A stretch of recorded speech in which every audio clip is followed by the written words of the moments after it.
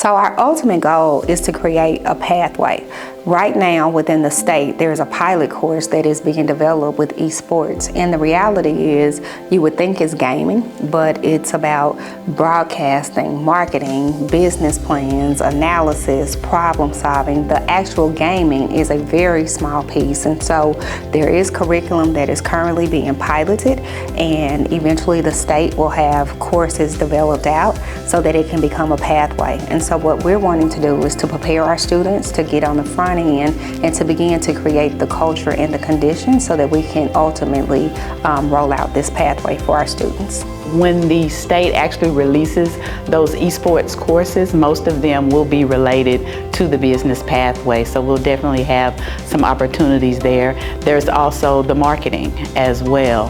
So, and then just those soft skills that can go into any of the different pathways, the competition and working together as a team, and just the critical thinking and all of those different skills that just transcend into any of the pathways. So the workforce development piece of that looks a lot to us like when we talk to a major employer, whether it's in aerospace or it's in medicine or it's in healthcare, it's in architecture and engineering.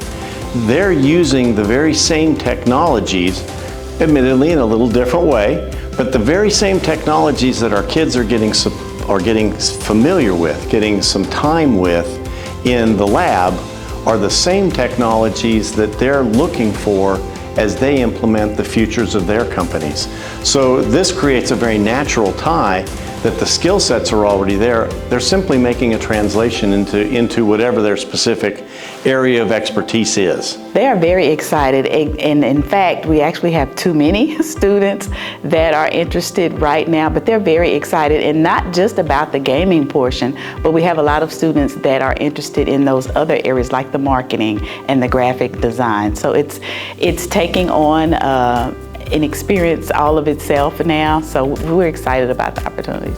We anticipate seeing a much more robust involvement of corporations and their folks as part of this experiment. I don't think it's experiment, it's probably more of as this adventure, and making sure that they have representatives who are helping our kids to see the opportunities, because those look like internships, those look like shadow days.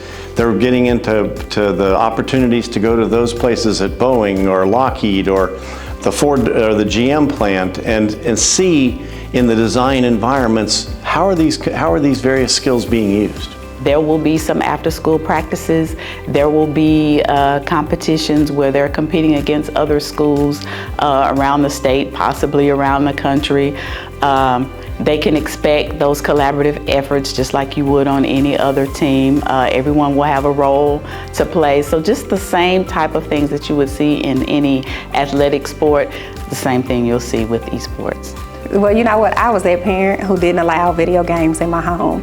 However, gamification is the future, no matter what the industry is. Even when you think about surgery and medical things, it's actually doctors manipulating tools and looking at video screens. And so gamification, no matter what industry, it is the wave of the future, and we would be remiss as a district if we didn't take advantage to help our students understand that it's not a game for play, but it's actually gaming for pay.